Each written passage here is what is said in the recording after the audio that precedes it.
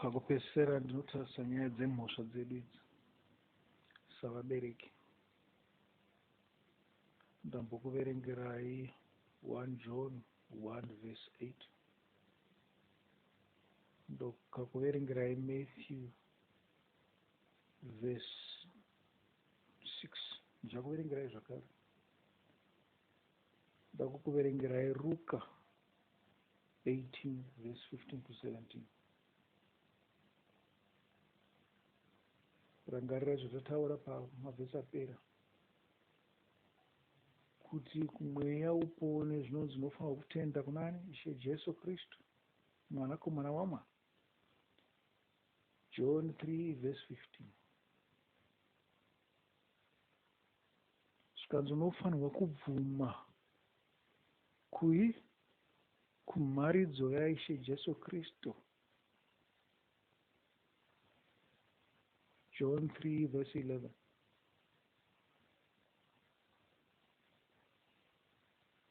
Zvikanzi Mwari wakapa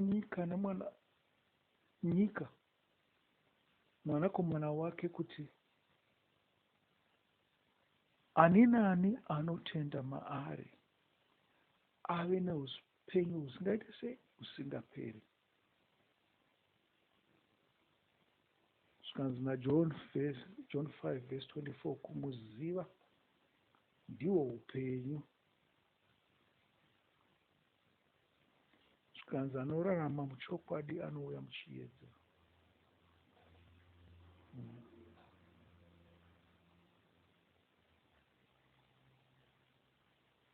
John 5 verse 22 to 25.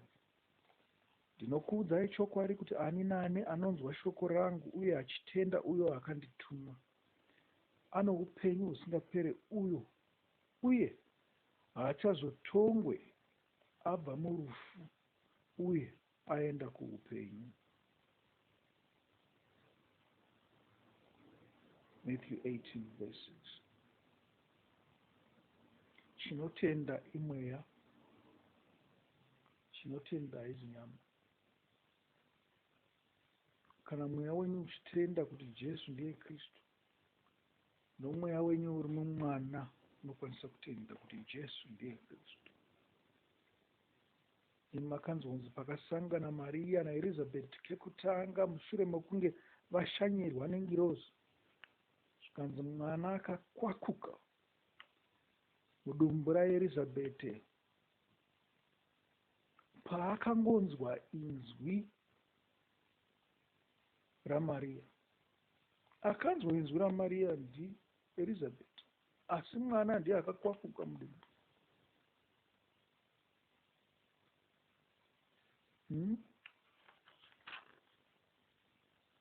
Mwana akaziva kuti choupenyu chava pano.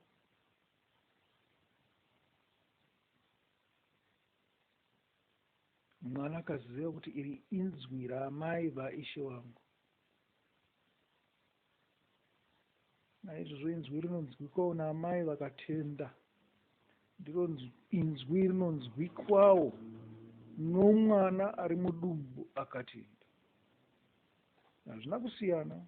Usafunga kuti nekuti akanga ari Johani Mubhabhatidzi, nekuti akanga ari Jesu. Kwete. Hazvina kusiyana zvinhu. Ongo Jesu was special.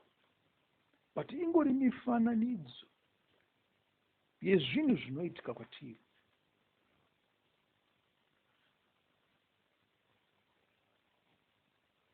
Naizvozvo Matthew 18 verse 6 inoita kuti tive guilty savabereki. Kana isusu tikati mwana haana chivi asati azvarwa, tikazvinyengera kuti mwana paakafira mudumbu kana kuti paakafa achiri mudiki achaenda kudenga. Zvinotiita kuti titova nemhosva hurusa yokuzvinyengera uyezve yekunyepa. Chiedza hachizi matiri. Ndicho chiedza zvinoda kuti chive mamuri. Chiedza ngachive mamuri, muzive zvokuita nenhumbu dzenyu. Muzive zvokuita musati maita nhumbu. Muzive zvokuita mwana azvarwa.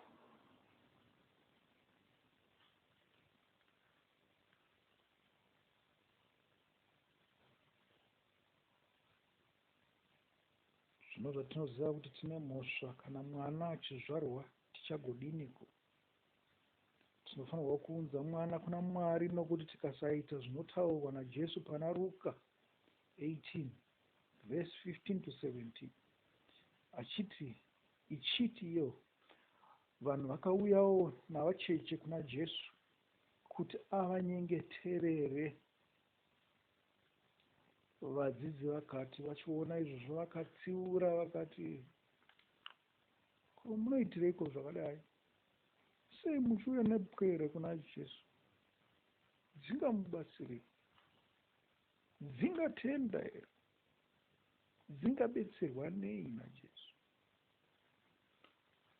Asi Jesu akadana vana kwaari akati, regai vana vaduku vauye kwandiri, uye musavadzivisa.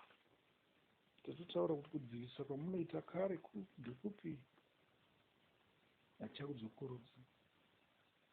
Nokuti umambo hwaMwari ndo hwavakadai, vakaita sevana. So umambo hwaMwari hauna kuita sehwevakuru.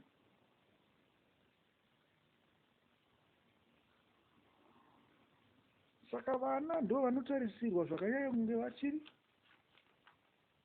vachipinda. Nokuti Jesu anofananidza vaanoda nevana. Pakati pomukuru nomwana, mwana ari pamberi, mwana ari closer kuna Mwari, kana ari closer mukupinda muumambo hwekudenga kupfuura mukuru. Zvinokubanzwa understand. Kana mwana ari closer, hazvikwanisi here kuti mwana anokwanisa kunge ane mhosva huru kupfuura mhosva yomunhu wakura? Nokuti munhu wakura apindana nezvakawanda. Pane zvibingamupinyi zviri mukati muupenyu hwake zvaanosangana nazvo mazuva ose zvinomutadzisa kuti apinde muumambo hwekudenga. Ko nyasha hadzingazowandira here pane mukuru kupfuura zvadzinoita pane mwana muduku? Mopachenjererawo ipapo kuti musazozviita sei, musazozvinyengera muchiti vana vanopinda mudenga, vana vanopinda mudenga. Imi musina kutendeuka pachenyu. Mweya iri mavari imweya yakaipa.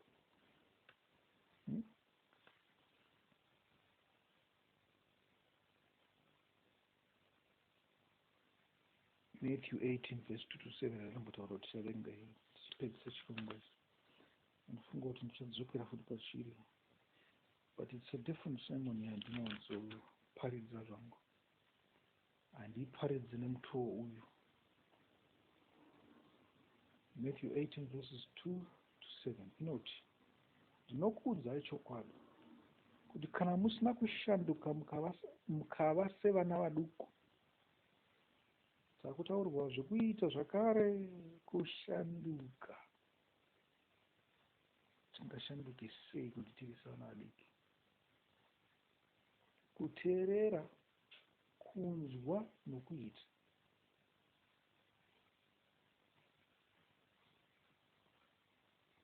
Hamungatongopinde muumambo hwekudenga kana musina kushanduka kuve savana vaduku. Naizvozvo ani nani anozvininipisa somwana uyu ndiye achava mukuru muumambo hwekudenga. Uye ani nani anogamuchira mwana muduku souyu muzita rangu anogamuchira ini. Asi ani nani anoita kuti mumwe wavaduku vanotenda kwandiri atadze, zvaiva nani kwaari kuti asungirirwe guyo guru muhuro make agonyudzwa mugungwa makadzika. Zvikanzi nenhamo nyika nokuda kwezvinhu zvinoita kuti vanhu vatadze.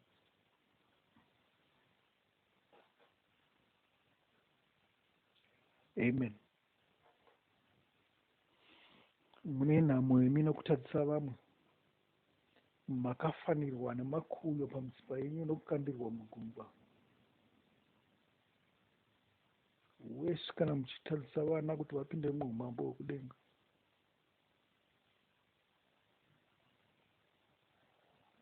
nekuti Jesu anoti vana vanokwanisa kurigamuchira nyore nyore. Saka namako atadzisa mhosva yenyu kuna Mwari ihombe, ihuru. Ngatigadzirisei ipapo. Naiwo mashoko angu ndoti ndomirira pano. Sarai zvakanaka.